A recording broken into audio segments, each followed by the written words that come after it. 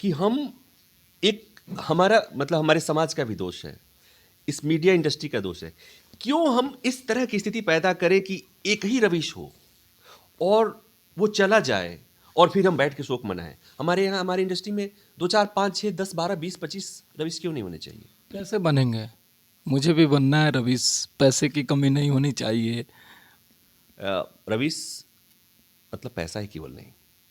रविश मतलब ईएमआई का टेंशन भी नहीं। रविश मतलब संवेदनशीलता। रविश मतलब मुद्दों की समझ। रविश मतलब अच्छा एक और बात, खबरों का असर। नहीं वही बता रहा हूँ। रविश मतलब केवल रविश नहीं। रविश मतलब अच्छे लोगों की टीम। रविश मतलब उनको स्वतंत्र रूप से काम करने देने वाला मालिक। रविश का नाम जब लेते हैं लोग ना, तो लोग उनके चैनल के मालिक डॉक्टर रॉय को भूल जाते हैं। मैं तो ये कहता हूं कि उनके चैनल के मालिक के इतना ऐसा मालिक मुझे दे दो, एक चैनल से 4 रविश खड़े हो जाएंगे। 2 उस तरह के मालिक दे दीजिए, 1 दर्जन खड़ा हो जाएंगे। क्या है वो मालिक में, क्या ऐसा क्वालिटी है? आप इसी से सोच लीजिए कि एक आदमी अपने प्रोग्राम को ब्लैक कर देता है स्क्रीन को, उस मालिक को कोई दिक्कत नहीं होती है। एक आदमी अपने चैनल पर तरह तरह के एक्सपेरिमेंट करता है, उस आदमी को रविश चैनल के मालिक नहीं थे, उनको फ्री हैंड था। ऐसा बहुत कम होता है, नहीं होता है। कम होता नहीं, नहीं होता है वो फ्री हैंड कहीं नहीं मिलेगा। और ये आप अगर अगर रविश एनडीटीवी में कर सकते थे, आप कह सकते हैं ना कि तू वहां मतलब वहां भी करे, मतलब दूसरे प्लेटफॉर्म पर भी भी कर करे। सकते हैं, नहीं हो सकता। तो इसलिए जब हम रविश की बात करते हैं तो डॉक्टर प्रणव रॉय, राधिका रॉय की बात भी करनी चाहिए, इसलिए कि अच्छे लोग थे क्या रवीश के लिए? देखो उनके बारे में पता नहीं क्या, हम मुझे मैं जब बात करता हूं तो खाटी पत्रकारिता की अगर बात कर रहा हूं उस लिहाज से, हाँ उन्होंने अगर आप भी मानते हैं, मैं भी मानता हूं, तमाम दर्शक भी हमारे मानते होंगे, हालांकि एक बात और है, मानते होंगे, बहुत लोग गाली भी देते होंगे, इसलिए कि रवीश के को जितना प्यार करने वाले लोग हैं उतना ही उनको नफरत करने वाले लोग हैं। और एक ही समय में किसी के लिए इतना प्यार और इतनी नफरत अपने आप में अद्भुत है। रवीश के बारे में मुझे मेरे लिए कहा जाता है कि रवीश के जाने का सबसे ज्यादा गम दुख मैंने मनाया। आप ही के लिए बहुत दर्शक जो हैं वो भी गम मना रहे हैं और आप उसका दवा दीजिए आज। मैंने भी मनाना।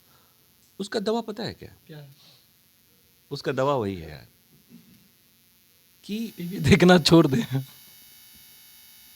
क्या तो करें, यूट्यूब देखना शुरू कर दे। यूट्यूब देखना शुरू कर दे। लेकिन एक बात बताओ, जब कहते हैं कि टीवी देखना बंद कर दो और उसी टीवी में, मैंने जिस दिन रवीश जी ने इस्तीफा दिया, रियली सब जानते थे वो कुछ ऐसा नहीं था।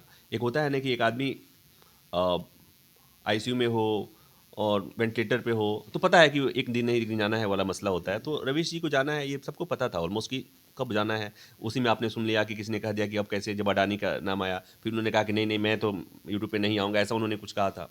इसलिए ये सबको पता था। फिर भी जाने के बाद मैंने भी लिखा कि रवीश ने इस्तीफा दे करके सबको बौना कर दिया है। रवीश के चाहने वालों ने बहुत, गाली देने लगे लोग। नहीं रवीश के चाहने वालों ने मुझे बहुत वो करी और उनके बाकी लोगों ने गाली दिया। तो रवीश जी के जाने के बाद मेरी जो पीड़ा है कि क्यों हम रवीश से इतनी उम्मीद करते हैं, केवल रवीश से ही क्यों कर दे? उम्मीद करते हैं। दूसरा, केवल एक ही रवीश क्यों होना चाहिए और रवीश क्यों नहीं होना चाहिए? और जब एक ही रवीश की बात करते हैं तो एक ही डॉक्टर प्रणव राय क्यों होना चाहिए? कुछ और प्रणव राय क्यों नहीं होना चाहिए? और ये अगर नहीं हो पा रहा है तो किसका दोष है? इस पर क्यों नहीं सोचा जाना चाहिए? तो जो मेन स्ट्रीम में अभी जो पत्रकार हैं तो उनको रवीश के मालिक जैसा मालिक मांगता है, ये वक्त मांगता है रवीश बनने के लिए। मैंने कहा ना कि केवल ऐसा है, डॉक्टर प्रणव रॉय के चैनल में और लोग भी काम कर रहे थे, कर रहे थे। तो रवीश अकेले कुछ नहीं थे और डॉक्टर प्रणव रॉय अकेले कुछ नहीं हो सकते थे। उसके लिए एक कॉम्बिनेशन चाहिए जहां उस तरह का मालिक भी हो और उस तरह का संवेदनशील, समझ वाला, मुद्दों को समझने वाला पत्रकार भी चाहिए। मतलब एक आप ये भी देखो ना कि आज भी बहुत पत्रकार हैं जिनके आप उनके प्रोग्राम देखोगे आप तो आपको लगेगा, घिन आएगी कि क्या कर रहा है ये। मतलब हम वो जो चूसने और काटने वाला, आप समझ ही गए होंगे, मैं कहना नहीं चाहता। तो ऐसे भी लोग हैं, लेकिन मुझे लगता है कि एकदम से जो वैक्यूम, ये स्थिति अच्छी नहीं है, ऐसा होना नहीं चाहिए। मतलब हमेशा आपको बैलेंस करके। एक स्थिति हमेशा रखनी चाहिए कि उनके जाने के बाद एकदम से खाली नहीं हो। आज लोग महसूस कर रहे हैं कि खाली हैं, और हालांकि ऐसा है नहीं, बट फिर भी अगर खाली हैं तो इसको सबको देखना पड़ेगा कि क्यों ऐसा हुआ। सर मेरे को बैठा दीजिए वहाँ पे।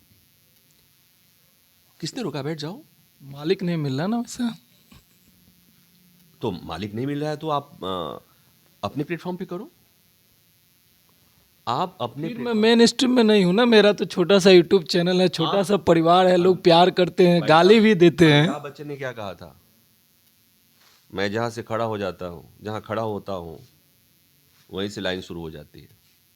सर ये बात 30-35 साल बाद सामने आई कि अमिताभ बच्चन जहाँ से खड़े होते हैं वहीं से लाइन शुरू होती है। आज जिस भी हो सकता है। देखो, अभी भी जब हम जिसको मेन स्ट्रीम मीडिया कह रहे हैं ना, मैंने अभी थोड़ी देर पहले आपको कहा कि main stream media is main stream media, अभी कहा मैं, लेकिन मैं अभी भी ये भी कह रहा हूं कि चीजें जिस ढंग से बदल रही हैं, हो सकता है कि मेन स्ट्रीम मीडिया ये है जो आपने अभी होल्ड किया हुआ है, वाह, ब्रेकिंग ये न्यूज। हो सकता है यही मेन स्ट्रीम हो। और ये भी मैं बता रहा हूं, सारे चैनल्स में सारा फोकस, सारा इंफ्रास्ट्रक्चर, जो सारे खर्चे हो रहे हैं ना आजकल, आप देख लीजिएगा जितने बड़े संस्थान हैं, सबसे बड़ी टीम जो है वो सोशल मीडिया टीम है। काश ऐसा हो जाए। ऐसा फिर हो रहा है, ऐसा हो रहा है। आप न्यूज रूम में आइए, नोएडा फिल्म सिटी के न्यूज रूम में आइए, आपको दिख जाएगा कि उसका अलग इंफ्रास्ट्रक्चर, उसमें ज़्यादा एंकर्स, उसमें ज़्यादा पैसे लग रहे हैं, इसलिए कि उसमें ज़्यादा पैसे आ रहे हैं। तो अब सारा फोकस जो है ना शिफ्ट इधर ही कर रहा है। सारे चैनल्स आप देख सकते हैं, ये कोई चैनल है उस सब यूट्यूब पे हैं। सब है, और है ही नहीं, इसलिए इसमें इसमें एक तो टीआरपी तत्काल दिखती है, मतलब आप देखते हैं पैसे भी आ रहे हैं। दूसरा ये कि टीवी में बैठ के लोगों को देखने का समय कम हो गया है, तो अपनी सुविधा वन हैंड में। अपने अपने सुविधा से डेटा और आटा वाला मसला हो गया, अपनी सुविधा से अपने हिसाब से आप देखते हैं। तीसरी एक बहुत अच्छी बात ये है कि आपने अगर किसी का वीडियो आपको पसंद आया है, उसे एक बार आपने देख लिया, तो आर्टिफिशियल इंटेलिजेंस के चलते उसकी अगली वीडियो भी आपको, आपके सामने आने लगेगी। तो ये जो जादू है, ये तो अद्भुत है ना। तो इसलिए अब एक समय आएगा जब ये मेन स्ट्रीम, और बताऊं अभी भी, अब तो बिंग रिपोर्टर मैं जो कह रहा हूं, मेन स्ट्रीम चैनल्स में इंफ्रास्ट्रक्चर वाइज, पैसा वाइज मेन स्ट्रीम वही होते जा रहा है। यूट्यूब।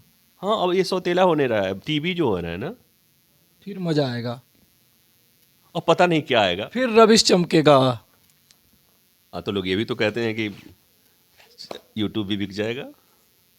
हाँ, ये भी बड़ा मसला है कि यूट्यूब का भी अपना लॉ है, और फिर वो सरकार से कंप्रोमाइज करने, फिर कहाँ जाएंगे। बड़ी दिक्कत है पत्रकारों के साथ। कोई दिक्कत नहीं। एक बात सुनो, कोई कुछ भी करे, पत्रकार रहेगा। रहना है, रहना पड़ेगा, इसलिए कि बिना प्रेस, बिना मीडिया, बिना पत्रकार कोई डेमोक्रेसी जिंदा नहीं रह सकती। उसकी कल्पना आप नहीं कर सकते। बिना रविश के भी नहीं कर सकते हैं। रवीश मतलब स्वतंत्र आवाज। अच्छा, एक सवाल, सीरियस वाले सवाल मैं पूछूंगा आपसे। जो युवा पीढ़ी है, खासतौर पे हम लोग जिस तरह से पत्रकारिता में काम कर रहे हैं, तो क्या हमें रविश बनना चाहिए? रविश जैसा बनना चाहिए? रवीश जैसा मुद्दों की समझ होनी चाहिए, बननी चाहिए। रवीश जैसे अपनी समझ बढ़ानी चाहिए। रवीश जैसे आपको ये पता होनी चाहिए कि हमें किस तरह से लोगों की समस्याओं को समझना है, संवेदनशील होना है। रवीश जैसे किसी मुद्दे के पीछे पड़ करके लगे रहना चाहिए। रवीश में जो अच्छी चीज़ें हैं, मुद्दे की समझ, संवेदनशीलता, और वो एक तंज, जो सिस्टम को लेकर उनका जो तंज था, सीखना चाहिए।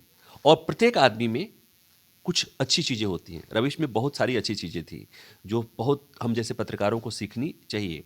रवीश की आलोचना करने वाले भी आलोचना करते हैं कि रवीश बहुत जगह एकदम से वन साइडेड हो जाते थे। जो उनमें आपको कमियां लगती हैं उनको आप मत लीजिए, लेकिन रवीश में बहुत सारी अच्छी चीज़ें, है।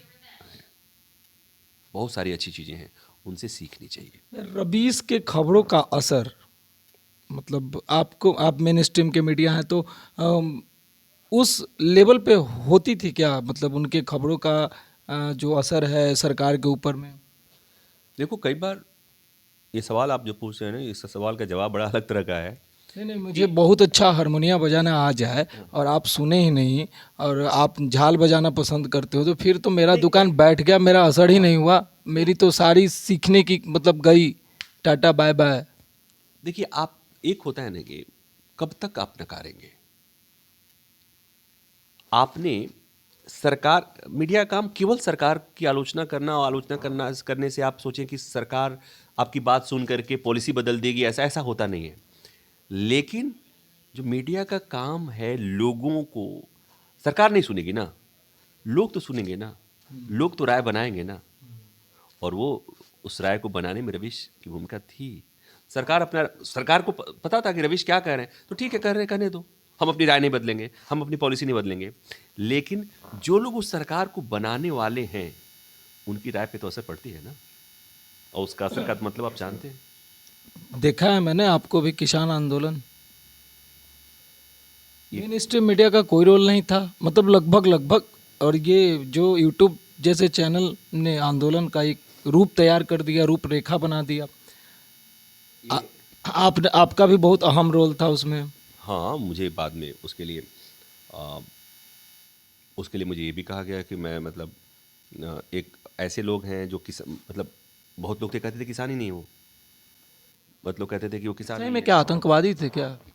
आप तो वहाँ ग्राउंड रिपोर्टिंग कर रहे थे। देखो, बहुत डाउट है लोगों को, दर्शकों को बहुत डाउट रहता है, आप बताइए किसान आंदोलन में जो आंदोलन करने वाले लोग थे वो कौन थे?